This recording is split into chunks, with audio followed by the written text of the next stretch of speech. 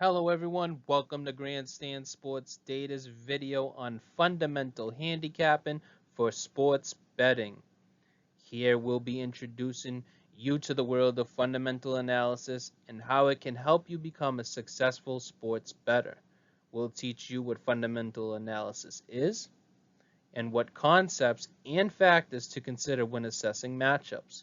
We'll discuss how to evaluate teams and players and how to use the data to inform your bets.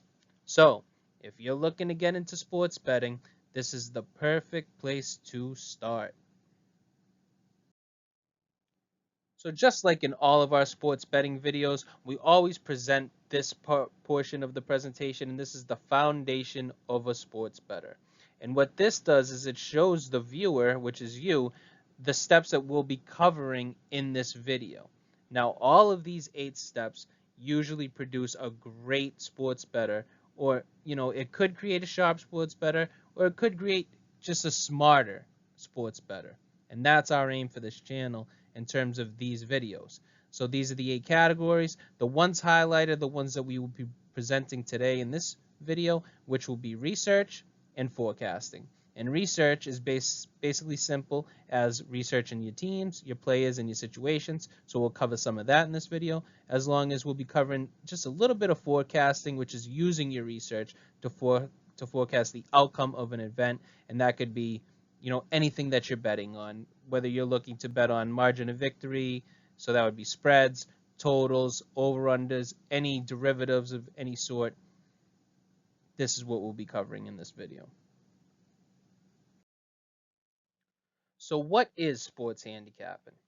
Well, sports handicapping is analyzing factors that you think are important enough to impact the outcome of a competition. So simple, finding those factors. Well, how can you find those factors? My first tip of advice would be find your sport. You can usually find a sport that you've enjoyed all your life and you know certain factors that, can create a different outcome in a game.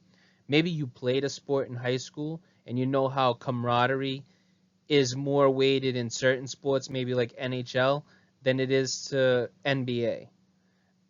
It's your job to find your sport and then apply the factors that you think make a difference for that sport. So that would be my first tidbit of advice. Number 2, you always bet numbers, you never bet teams. You're going to hear this a million times in the sports betting world. You bet numbers, you don't bet teams. Well, what does this mean? This is simple. Say if it's you and your buddy at the bar and you say, oh, the Packers are playing the Lions tomorrow night. And your friend says, oh, I love the Packers in that game. Well, that would be good for money line situation, but what if the Packers are a heavy favorite? What if you say to your friend, do you like the Packers to win by 2? He says, yeah, of course. I love them in that game. All right, do you think they'll win by 7? Like, yeah, of course. I think they're gonna smoke them. Oh, they're gonna smoke them. Okay. Do you like them by 50? And his next answer is obviously going to be no. And that's because every team, no matter who it is, has a number. They always have a number. And that is the market's job. They find that number. So lastly, when it comes to sports handicapping, it's about gathering and filtering the right info. And notice how I said the right info. What you should be doing is finding your narrative. So basically making a prediction of a game. That's your narrative for a certain game. Then you're going to find prices in the market that vary from your narrative. So maybe you found something about a coach, a player, an offense, defense, maybe even the weather. It's just something that you handicap and those odds don't reflect it, and it sends off blinker signs for you to make that bet.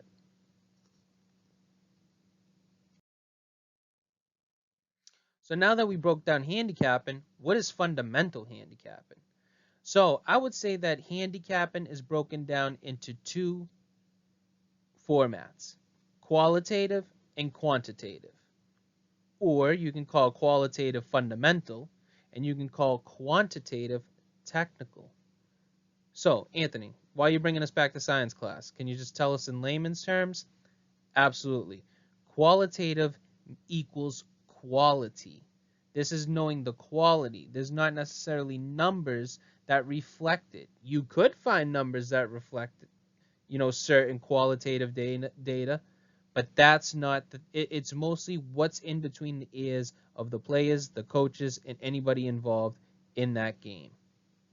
Whereas quantitative is more stats based, more model based, based on strictly numbers. Next, fundamental handicapping, it relies on judgments for factors that will impact the outcome of a game. So just know that anything can impact the outcome of a game. It can be teams, it can be schemes, it can be coaches, it can be players, it can be matchups, it can be weather, it can be travel. All these factors impact the game. Whether you want to admit it or you don't, they do. And that's where we need to find these factors. Lastly, fundamental handicapping, it takes deeper understanding of a sport. So everyone developed these as a sports fan, their own factors, and which ones affect the betting market and which ones do not. So a lot of people will say, oh, I think this about a certain team. Or you might have heard me from past videos in my NBA videos where I said that the way I handicap an NBA is I take the top 3 players, or I take a player from a team and I put a 1, 2, or 3 on him in terms of if he's a great player. So for instance, do I think that Kyrie Irving is a 1 guy, a 2 guy, or a 3 guy? I put him in the 2 guy situation because on a championship team, which he's won one, he was the number 2 guy. Where when he's been the number 1 guy, he hasn't been able to get that job done. And I think that over time, my factor in basketball has been that the best players have usually won championships. From Larry Bird to Michael Jordan, Magic Johnson. You go to the Houston Rockets with Hakeem Olajuwon. You go to those Spurs teams with Tim Duncan, Lakers, Shaq, Kobe. The best players usually win championships. So those would be my factors for that particular sport. So let's get into probably the nitty gritty and go over the hard parts to fundamental handicapping. So first, and most importantly, is finding the factors that actually have an impact on the outcome of a competition. So handicappers look for different factors that could affect how the teams play. Like if the team had a lot of rest before the game, or if the coach is trying to get them extra motivated. These factors can change how well a team performs. But there's a lot of information out there, and not all of it is important. It's a handicapper's job. Understand this. It's a handicapper's job to look for the factors that matter and eliminate the factors that do not.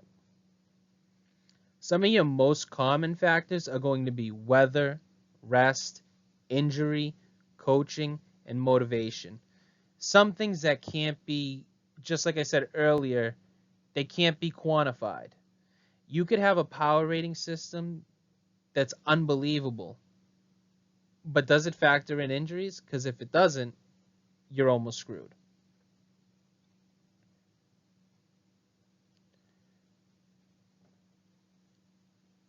So factors are bettable or measurable. That's another hard part when it comes to fundamental handicapping. If you want to make money betting on sports, you have to make sure that you can actually bet on the factor that you know or that you find. So you have to check to see what bets are available and if you can use your factor to make a smart, informed decision. Lastly, factors are not baked into the line. So be careful not to bet on factors that everyone already knows. There is usually not much factors that only a few people know. If you hear news about a key player on a sports team, it's likely that the market knows about that and have already factored that into the line. You won't make money if everyone is betting the same way.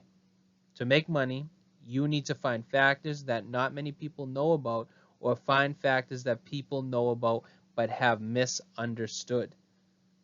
Now, going forward through this presentation, I'm going to show you a bunch of fundamental factors. Those are mostly always baked into the line. Most of the It's your job to dig deeper and peel that onion, so to speak, where say if it's travel, it says travel's already baked into the line. You need to find the factor that's within travel that you think gives you that edge.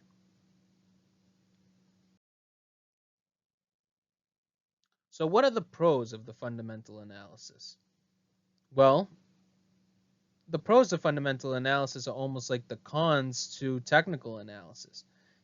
Past performance does not equal future result. So a lot of numbers people will swear by technical analysis or will swear by the numbers, but they almost never tell the full story. Also, another simple one is stats miss injuries and weather. They miss it's hard to quantify in terms of your model or your power ratings. People still do it. People still find a way to quantify it, and that's a good that's what we're trying to promote. But if you just stick to numbers only, you will miss injuries and you will miss weather. Finally, stats don't always tell the whole story. We've already spoke about this. The stats can be misleading. If you're looking at the final score or average yards per play of a football team, it won't tell you the whole story. In their last game, they may have been lucky and gotten 3 takeaways and then had a very long run because 2 players on the other team made a mistake. How does that factor in? So the numbers can only tell part of the story. They can't show the subtle details that an expert handicapper can pick up on. Good handicappers use both fundamental and technical analysis. This kind of detail can make a big difference when making predictions. Since we covered the pros, what are the cons to fundamental analysis? Just like everything, fundamental analysis has pros and cons. The first con is it's not easy finding factors. This means that most people who bet on sports base their decisions on what they hear on TV, highlights, news stories. This means that the betting odds, they've already taken into account what the public thinks. So it's important to do more research than just watching TV. If you rely on the same information that everyone else is using, you won't be successful in the long run. You will hear me say time and time again, ESPN, Fox Sports 1, the best sports handicappers in the world, do not watch them. They do not. They just don't. It's false information, and if it's not false and it's true information, the bookies have already jumped all over it. The second con is, how do you know the outcome is because of your factor that you're trying to figure out? So you can make guesses about why a game turns out a certain way, but it can be hard to know if your factors were right or not. Even when you have data, it can be difficult to figure out why something happened. And did it happen solely because of your factor? Last, no data to look back on. If you don't know if your specific factor resulted in the outcome of the game, it is hard to track.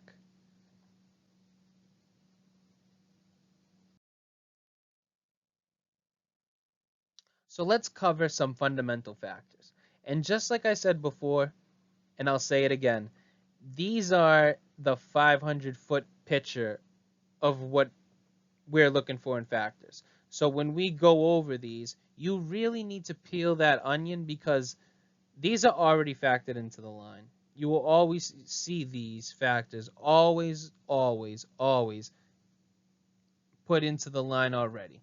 It's the fact that you need to find that factor within these factors and find that little sliver of edge. So first we have matchups. And matchup analysis is about looking at different players, teams, and schemes and seeing what advantages and disadvantages they have. Some good handicappers will find individual player versus player matchups that will heavily influence the outcome of a game. Handicappers also look into schemes. Does a team run? Does it run a press on defense in terms of basketball? Or does the opponent point guard have experience to break that press? Those are some things you have to factor in. In football, how do some run heavy or pass heavy teams play against certain defensive schemes? All this needs to be factored in when it comes to fundamental analysis. Next, rest and fatigue. In most sports, teams often play multiple times per week. So this is leaving little time for rest. Conventional wisdom suggests that rest should be taken into account when handicapping games. It's recommended to bet against teams playing the second night of a back-to-back or teams who have been on the road for a long time. Now remember, this is something it's already out in the public and may be factored in. So remember, we have to dig deeper. This is just educational purposes, so you need to dig deeper if you want to find your specific factor. Next, travel. Let's face it, time zone changes effect on sleep. Flying is bad for the body, and being on the road sucks, no matter how you slice it. You're not sleeping in your own bed, and it stinks. The tip here is travel and rest can provide lots of ideas for further research. So for example, how long road trips affect teams, how teams with different ages of players are affected differently.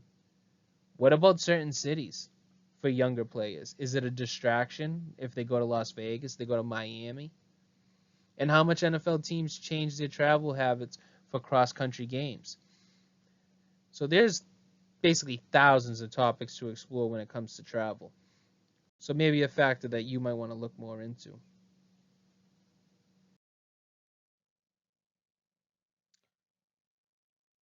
So next, another fundamental factor, recent performance.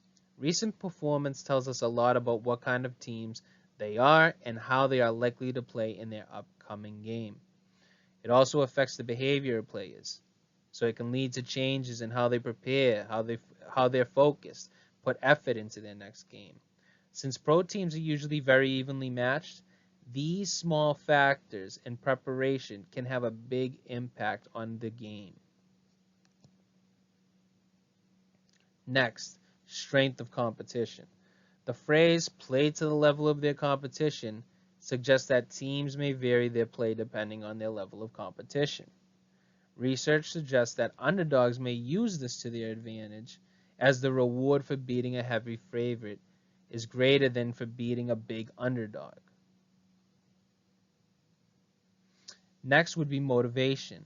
In some games that will help you, or some instances that will, promote motivation, are rivalry games, revenge games, win or go home games, and then games that have playoff implications, as it's almost just like a win or go home game.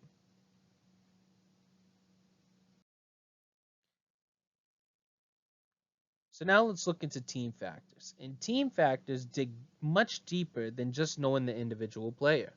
You also need to understand the way each team operates and how they match up against each other. Knowing the strategy involved with the game will help you spot chances and opportunities to predict the outcome.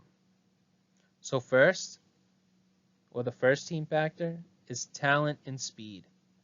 Not necessarily a major league factor.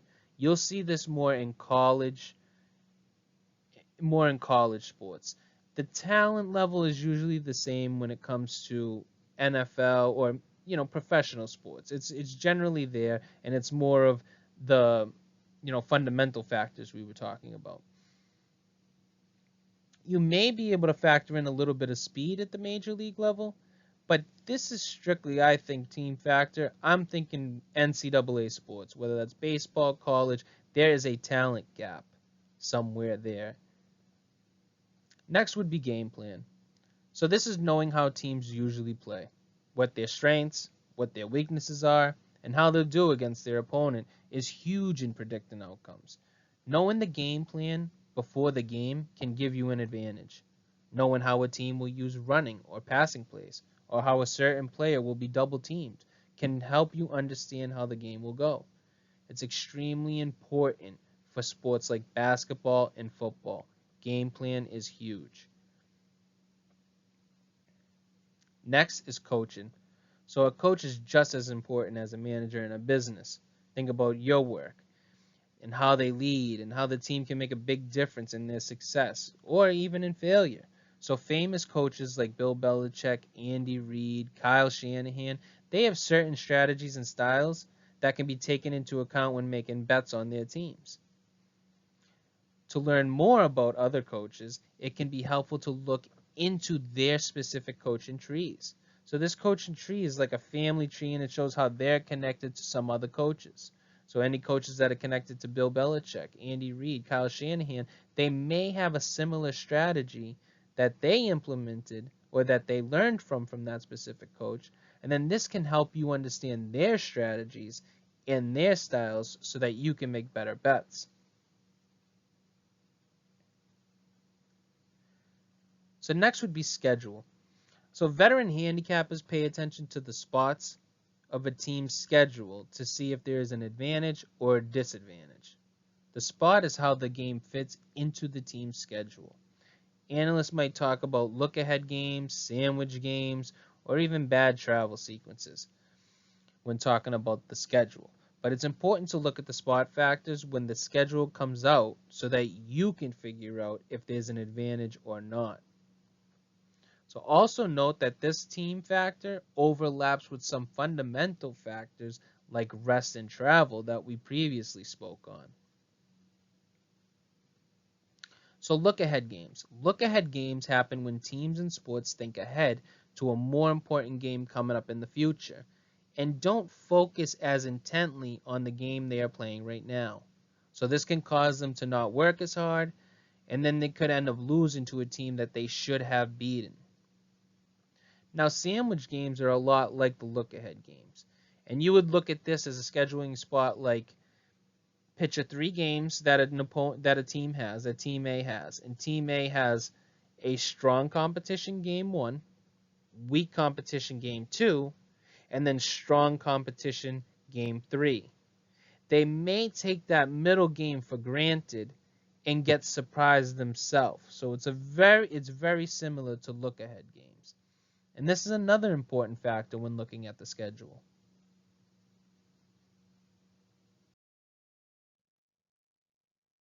So external factors. When trying to predict the outcome of a sports game, it's important to look at more than just the teams and the coaches.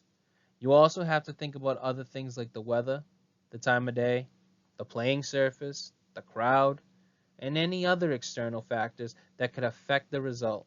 All of these things need to be taken into account when doing a fundamental analysis. So let's take a look at the first one, which is weather. Weather can have a big impact on sports like baseball and football. Different factors like wind, temperature, humidity, they can change the way the game is played in both obvious and subtle ways. For example, the wind can affect how far a baseball will travel in the distance, and also the distance of a field goal kick in football. Next, rule changes. In sports, rule changes happen often. These rule changes have multiple effects on games and their outcomes. Handicappers will use these rule changes to their advantage when predicting how a game will turn out. Some examples that I'd like to say is that in the playoffs in some sports, I see it mostly in football and in NHL, the officials will kind of swallow the whistles. And this is not necessarily a rule change, but it could be that they're calling less penalties or fouls, however you want to explain it. And it's a change. It's a significant change. So this should make you pay attention to the next bullet, which is officiating. How convenient. It turns out that referees have different tendencies when you look at it, like calling more or fewer strikes, or even calling more or few fouls in a basketball game. This means that if you know which referee is officiating a game, you can use that information to make a better sports bet. Sometimes league change the way the referees officiate instead of changing the rules. So, to make good sports bet, it is important to understand the data and be aware of any changes in officiating. So that's almost like what I said previously, where they may not change the rules, but just slightly officiate in a different way. Last, the venue and the crowd. When people bet on games, the location of the game can have a huge impact on the outcome beyond just the team. that is playing at home. Different stadiums and different arenas have their own special features, like the acoustic qualities of the crowd noise and the weather. All these things can influence the game, and it can affect the outcome. Some notable venues crowds that you may know: Seahawks, they have a crazy crowd, the 12th man as it's known. Arrowhead also has a loud stadium. Ohio State football is great with their crowd. I think almost over 100,000 people in the stadium. And then Kentucky basketball, just watching them, you can almost see that motivation factor for their team, and also, that little bit of, fear in their opponent. Okay, so measuring your factors. If you want to be successful at betting, you need to do more than just guess. That's obvious, right? You need to do research and think hard about how you are making your decisions. This means understanding the factors involved in the event, setting the goals, learning about the event's history, and then staying informed about what is happening now. Doing this research and analysis will help you create a system for handicapping, and this is how you will measure your factors. So number one, you must collect historical data. The internet is really helpful for finding data for your factors because there's lots of information out there from the past that you can search for. But with so much data, it can take a while to find exactly what you need. And then also you should be careful for false information. So those are the two red flags when collecting your data.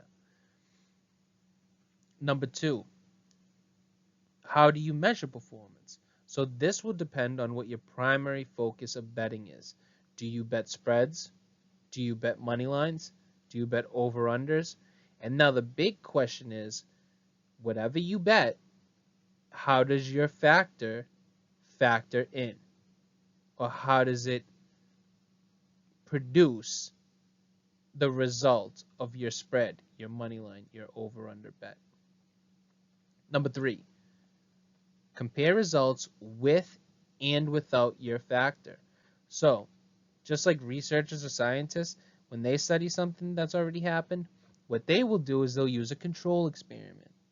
And the control experiment highlights the importance of comparing cases where the factor is present and cases where the factor is not present, just to see if that factor actually matters. So, that may be the most important factor, is that you must measure or you must compare everything, even bets that you do not make. That's something that I will say forever, is that you should always measure everything. So if you have a slight lean and it's not even a bet, it's not a play, measure it. Measure, measure, measure. The more you know yourself as a bettor, the more you'll become a better bettor. You'll know what to avoid and where to do better in a certain area. So that's all for our video on fundamental handicapping for sports betting. We hope you found this helpful and now have a better understanding of the basics of fundamental handicapping. Make sure to get the edge you need to make the most of your sports betting by subscribing to Grandstand Sports Data for more sports betting insights and analysis. Please show your support by liking, sharing, and also commenting below with your thoughts on the video. Like always, thanks for watching and good luck with your bets.